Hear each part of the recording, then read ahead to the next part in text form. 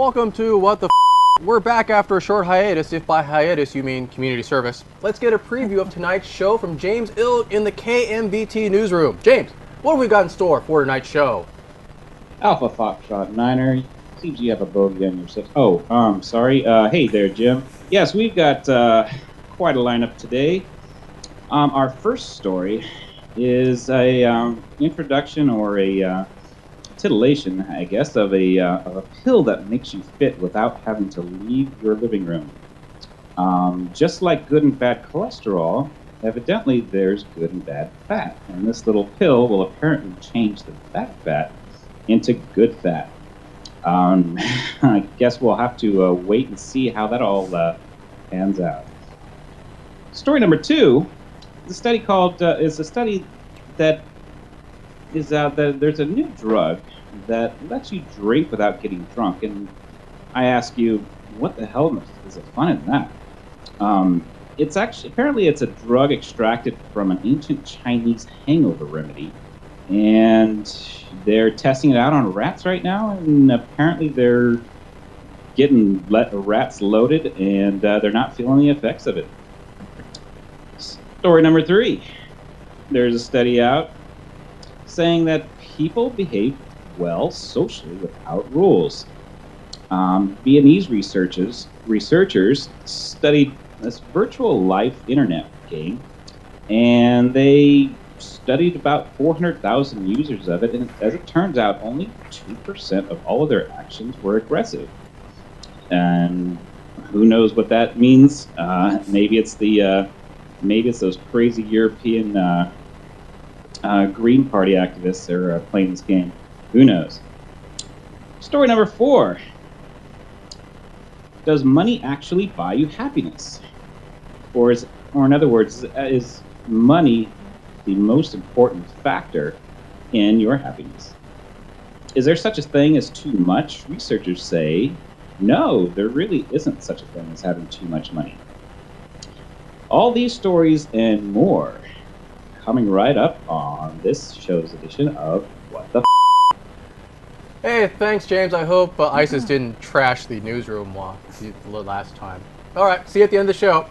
Okay, they're sitting in chairs meant for the wise and elite. But enough about the Supreme Court. Let's meet tonight's panel. Sitting in the far chair, it's Marcom specialist and member of the comedy troupe Suburban Squirrels. It's Teresa Condon. She's so hot, she makes the sun sweat. In the middle chair, it's nurse and fellow suburban squirrel Frankie J. She's so sharp balloons consider her a health hazard. In between them, she's cuter than a baby harp seal devouring a penguin chick. It's library worker Jenna Kreis. Finally, sitting next to me, it's salesman extraordinaire Scott Birch. He thinks the Silicon Valley buzz is something you get when you chug Mountain Dew. Issue number 1. Would you take a drug that made you look like a stud even if you are a slug? Can you lose your gut while sitting on your butt? Scientists say they have created a drug that provides all the benefits of exercise without actually having to do any. They found that the hormone irisin, found naturally in the body, is responsible for some of the health benefits of working out. When given to mice, researchers found that the hormone helped develop good fat, which burns off calories, and regulates blood sugar, reducing the odds of getting diabetes. The hormone helps the body convert the bad white fat into good brown fat. On the other hand, there are still some benefits to exercise. This is not an ordinary workout. This is not boring. This you will not soon forget. You will build strength. You will get ripped. With the most dynamic fitness tool on the planet. The world's first flexing dumbbell is here. Free Flexor for men. Yeah, flexing dumbbell, that's my Twitter handle. You guys know that? Flexing dumbbell. Anyways, I'll start with you, Teresa. Good thing or a bad thing? You couldn't find the Shake Weight commercial? Anyways. That one is good. Yeah, that's pretty funny. Well, I think, transferring bad fat into good fat, it's still fat. So you just be a healthy fat person. Right. I don't see how that's going to work. No, apparently it makes you thin. It'll make you, because brown fat will burn. It gives you energy, right? Right. I'll ask my nurse here, right? Is that right? Theoretically? It if you start to use your muscles correctly, then Right. you will burn it. So you'll just be clicking the remote even faster. And Are grabbing those, your were those potato guys in chips the even video faster. using their muscles correctly? I'd take those guys using their muscles. Yes, absolutely. They look good to me. Yahoo! Oh, okay. All right. So let's see. Then I'll go to you, Jenna. If this does come to market, would you take it? Hell yeah. Not that you need to take it, but Thank you. would you take it if you? Yes, it sounds like a great thing if it does as advertised. You take a pill, your fat gets converted, and then it was saying that it doesn't do anything to your muscles. But if you lost a little bit of weight and fat, it would make it easier to exercise. So. Okay. Well, then I'll go back to our nurse here. Now, you've always seen there are all these medications that come out that claim to do all these wonderful things to you, but there's always a side effect, right? Right. What do you think the side effect of this would be? Overeating. Okay. Absolutely. So that the pill to eating ratio probably wouldn't give anybody any benefits. But let's face it, you guys, this kind of stuff has been around for a long time. If it's not one charlatan type pill, it's another. If it's not one charlatan type piece of equipment, it's another. And do they work? Nope. Well, you don't trust science to develop a pill that lets you eat all you want without getting fat? Not right now. But, No. Well, no, but in the future, right? Boy, it takes a lot it would take a lot to convince me. It's barely working in laboratory rats at this time. So. Speaking of laboratory rats, Scott, white fat is actually your Twitter handle. So what do you have to say to this? I tried to break into the lab where they're working on it. You know what I mean? I'll snort it, man. I don't care. I'll shoot that like heroin. I don't care. I'll check it out. I'll give me some brown fat. But the problem for me is that people are forgetting, as usual, the whole tone of this, and I don't want to see any white fat on brown fat crime. Okay. I don't want to see any white fat, and brown fat, violence. So you would want to be on the first human trials on this, right? What would you do to be on the first human trials on this? Definitely would give up the Klondike bar. Maybe not. I could keep it, right? There you go. See my point exactly. Hey, hush up. You're serious. Okay. So I would say, yeah. I would. I'd say, hey, check it out. You can use me as a guinea pig. Because the great thing is that because we live in such a jacked up society, I could go sign up for that stupid medical test. I'll get messed up from some side effect and grow like a third nipple or something, and then I can go to some jerkwater attorney who will make me sue them for millions. So as far as I'm concerned, it's so American. Yeah. Like to be a complete screw up and then blame someone else for your problem and get cash for it. It's pretty patriotic when you think about it. It really true. is. It creates jobs. You can right? fly the flag when you're going to his Seriously, office. yeah, no, Attorney's yes, office. absolutely. And I think, and at this point, insert Old Glory and the American anthem. That's what you should do. I'm gonna sue you, and then we're gonna play national anthem, raise the flag. Okay. Yeah, exactly. All right, I'm running over, but I'll give you one short yet choice question. Better or worse than a stomach staple? Better. Okay. All right. Let's go to issue number 2. Would you go bottoms up if you didn't later throw up? Would you drink over and over if you didn't get a hangover? Scientists at UCLA, go Golden Bears, have found a compound that keeps rats from getting drunk and believe they can synthesize it to work in humans. The compound, known as DHM, or dihydromycetin, delayed the time for rats to get drunk and sped up the time to sober up. It also sped up the recovery time from hangovers. The compound comes from the seeds of the Hobina dulcis tree, and Chinese have been using the seeds as a hangover cure since the year 659 AD, or the year they discovered tea. The chemical also seems to stop the urge to drink in rats as well. But you know what would really make rats want to stop drinking? This.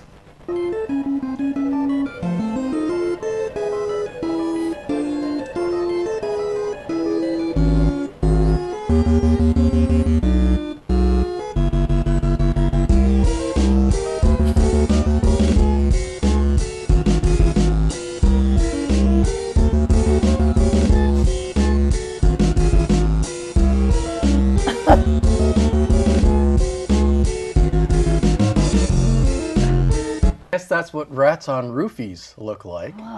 But okay, so Okay. Okay. What even was that? That's what rats see when they're stoned. I need that hangover pill. Wow. All right. I'll start with you, Frankie. You think they'll make this? You think they'll actually make this for humans? Well, I'm sure that humans would like to have something like this. You know, all I could think of was when I was reading this story was, what does a rat look like when it's trying to recover from a hangover?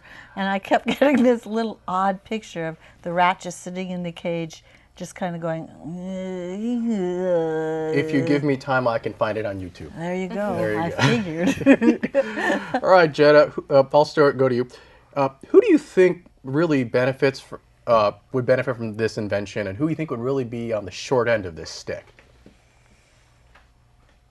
Oh. Well, I don't know if this is an answer to your question, but isn't the point of drinking to get drunk? And if you take this pill, you can't get drunk. So where's the fun in that? I mean, maybe Says if you the alcoholic. maybe if you drank and then you took it and then you wouldn't have the hangover. If that worked, I'd be all for it. But I would wonder, if it did prove to stop people from getting drunk and hungover. There's methadone clinics for, courts can order people to be on methadone. Would courts order alcoholics to be on this pill? And I wonder about the Did you watch Star Trek? ethical implications. Yes. Are you familiar with synthahol? Yes. Remember what the effect of synthahol was? Was it nothing? It Or wouldn't was just get similar? you drunk unless you wanted it to. That's weird. Which of course is totally mythical. Was that Next Gen? Yes, it was. Okay. Teresa, what do you think? How would it Well- affect your dating life if this was invented? Well, I was going to say, I think that'd be very handy. I would give it to a lot of my Asian friends before we went out. That would, as we all know, common knowledge, Asians are lightweights. So that would prevent a lot We're of gonna get forgettable, letters. awkward evenings if I could prevent them from getting drunk quite as fast. Scott, what do you think this would, if this pill was available, would you be married? Oh yeah, I'd be married. Okay. I would be married. Oh, If your wife took the pill, would you have been married? well, I think it's if I would have taken the pill, would I have been married? I think that's the question. Ooh. No, I'm just saying. I mean, come on, when you do the vows and they say in death do you part, you really are you're setting a mission goal statement. Seriously, that's a mission statement. Sober or drunk? Yes. So now, okay, so my problem with this is, much as it pains me I kind of agree with her. Yeah, what the hell do rats look like when they're drunk, or when they're intoxicated, or when they're hungover? Again, this is UCLA doing some junk science. Fight on, men of Troy. But yeah, so I don't know. I think it's stupid. Yeah, who cares if rats are drunk or not? All right. So we're out of time. So, should pretty people pay taxes? Teresa Condon says no and discusses her new book, I Pay When You Masturbate, Ugly People, after our next break. So no nose picking on the break. All right. Oh, sorry. Issue number 3. Would you still be nice if there were no rules against vice? Would naughty behavior, would you still abstain if there was no threat of pain? A study from the Institute of Science of Complex Systems at MedUni Vienna, that sounds like the DeVry Institute, concludes that people behave in a social and rather compassionate and good way rather than aggressively, even without specified rules. They analyzed the behavior of more than 400,000 participants of the virtual life game Partis on the internet. They found that only 2% of all actions were aggressive, even though the game makes it easy for warlike attacks with spaceships. They looked at millions of human interactions, which included communications, forming friendships, trading, moving, starting hostilities, attacks, and retaliation. So, does this make humans inherently good? For more, we turn to our social correspondent, Don Bison. DB, what do you think?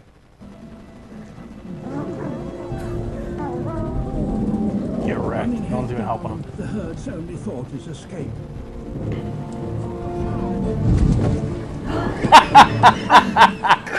Get wrecked. For the wolves. Help them out. Wow, Don's kind of a jerk. I don't want him in my herd. He's awesome. That's right. All right. So, let's see. Jenna, I'll start with you. You buying this? You play these weird things with the bison. How am I supposed to talk about people now? It's a metaphor. It's a metaphor. Just think of your Metaphor for ex-boyfriend. what? Just think of your ex-boyfriend. You'll be fine. Yeah, I mean, where did human social rules come from to begin with? They came from people. So, of course, people are going to organize themselves in certain ways. I mean, they police themselves. And yeah, sure, people are going to act nice. And the people that don't act nice are going to not act nice. And the other people are going to react in a certain way. Sure, I believe it. Well, do you think Pardus was the best game? You're a gamer, somewhat, right? Somewhat. All right. Was Pardus the best game to base this study on? I've not actually played Pardus, so I don't know. Do you play any online virtual life games? Oh, well, if you put it that way, I am a little surprised that if it's like a MMORPG or something, those are notorious for having bad behavior by their participants. So I kind of wonder who were the participants, because the typical online gamer community is kind of self-selecting for not nice people. Worlds of Warcraft, people aren't all behaving nicely, are they? Yeah, All no, right. not so much. All right. Teresa, what do you think?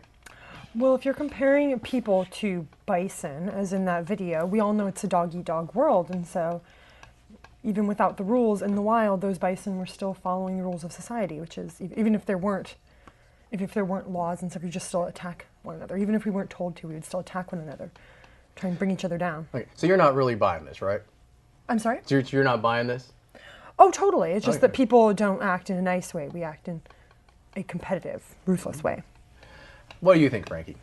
I basically think that everybody comes in nice and good and not warlike, and that nature nurture whole thing comes up. So that, and I don't think that people are inherently bad. I think that people, there can be bad people, and that's the way it's always going to be. And Okay. So that's why we need cops, right? exactly. That's why there's rules in society set up so we all get along. Because there are assholes out there. Scott, you are the 2%. So what do you have to say to this? Look, man. You guys think people come out of the pipe good? You're glib, man. You're out of your minds. Look, why do we have cops? Because, if you're trying to tell me that if people come out good, they all of a sudden just kind of get bad. If everyone comes out good, then why would anyone ever get bad? What's the point of that, right? If everyone comes out good, why is there anything bad? Look, the reality is that rules are in place, and that way a guy like me doesn't punch someone like him when he cuts him off. It's a way of protection, because ultimately, if human beings tend to value what they value. If human beings come down to value, and if some person irritates me and I feel like knocking them out, if there's no rules, they're gonna get knocked out. And if I irritate some guy who can knock me out, he'll knock me out. Rules are important, man. Without rules, a lot of people would not be walking around right now. My metaphor for why this is not necessarily true: public restroom. Exactly. Public restroom. Public anything. Public anything. Water fountain. Yeah. Ooh. Street. But anyways, let's go to issue number 4. Is the key to happiness that is genuine a full roll of Benjamins? A study from the Institute of Economic Affairs shows that happiness levels correlate with the amount of wealth a person accumulates. And in contrast to popular belief, it does not level off when the assets reach a certain threshold. The report, titled "The Pursuit of Happiness," argues that a 20% rise in income has the same impact on well-being, irrespective of how much wealth the person has initially. The report says this holds true for all 140 countries studied, in which the relationship between income and satisfaction is remarkably similar. I believe we have some of the footage of their research here. That's $125. I told Jack that I was going to throw the money up in the air, and whatever he catches, he can keep. What do you think about that, Jack? How much do you think you're going to catch today? 125. Okay, well, you can try. And I wish the best of luck to you. Ready? Okay. Count down, Jack. 5, 4, 3, 2, 1, yeah! Wow. I think you caught $57. That's actually pretty good. But when you make it rain, you got to make it rain. You can't just throw up a clump of money. Yeah, he caught the clump. Right. Yeah, that was kind of cheating. Scott, your sole possession is a autographed photograph of Aaron Moran from Happy Days, and it provides you endless happiness. What's your take on this? And endless chafing. Oh, And endless chafing. well, at least you like Joni rather than Chachi. Chachi's kind of cute though. Oh, okay. Sorry. So yeah, no, okay, but here's kind of my thing. Like they say, yeah, money can't buy you happiness. You can buy a lot of stuff that makes you happy. You know what I mean? I've very rarely do I ever see someone. Oh, I'm so rich. I just need to get poor so I can find some happiness again. It's not gonna happen. Well, but you do know of rich people who are unhappy, correct? No. Okay. Well, but I'll go to you then, Teresa. What do you think? I certainly believe this. Money can certainly pave the way to happiness. If I walked out the door of this studio right now and there's an Aston Martin in the parking lot with my name on it, I would be a very happy person. But you couldn't drive it because it's a standard. Stick shift. I can learn. See? I'd sell it. I can pay. Boom, I know, you can't drive a that. standard. That would make me a very, very happy person. Especially if there's like chocolate in the front Especially seat. if you're grinding gears in the parking But then lot. you'd have to get insurance for it. Really high-end chocolate. And then you have to put in that premium cheap gas. I might sell a few of the chocolates to pay for the insurance. There you There are ways to make this work. I can sell my car now, right. pay for the insurance. All right. You'll sell your Yugo? What is that? It's a car. Okay. What is that? How old are you? Do you need a phone book to sit on? Remember the joke segment? You know you're young or too old if you don't know what a Yugo don't know is. what a Yugo you're is. But I don't know anything about cars. What is a Yugo? It's a car very made in old car. Yugoslavia that Oh. Which is not a real country anymore. which was You sold. know for- the thing Right, called the right. Soviet Union? You ever heard of I've that? heard of that in books. Okay. it was a really cheap car. No, you don't know what a book is. You probably read it on a freaking Kindle or an iPad. All right, Jed, are you buying this? She's all smiles. Yes. So must be. Yes. I would love a raise. I mean, that would make me very happy. So, I mean, money would not be the sole creator and all be all of happiness, but it's certainly one of the factors, and having more would not make me unhappy. Okay. Frankie, you buy this? Yeah. All right. So if this is true, would you donate more blood for money? No, I won't donate blood because I hate that. But I would donate money Okay. to help people. But I mean, you know, Well, I'm wouldn't that totally. make you less happy if you have less money? Okay. No, I'm just. I'm right now. I'm so in a groove that it's just easy to live. I've got a great life, and I could use a raise though. But yeah, a little extra will still make you happier, right? Oh yeah, man. Okay. Absolutely. So More are you for taking retirement. you're taking one of those pills that we talked about in the previous segment? Mhm. Oh, that's the secret. thing. Plus, Scott, would you donate more blood if Activates more with if water. this is true? I'll donate anyone. Screw everybody. Well, no, because they'll give you money for the blood, right? And cookies and juice. My life nectar is more than they'll want to pay. No, your blood, not your little swimmers. Oh. Okay, well then, yeah, I'll do it for. Yeah, I'll do it. All right, we're at the end of the segment. Hey, are baby owls delicious? Scott Birch will tell us when he talks about his recent trip to Central Asia after our next break. All right, and we are back for our fact-checking segment, and for that we join James Ilg in the KMVT newsroom. Hey, James, how did we do today? Well, as usual, pretty pathetic.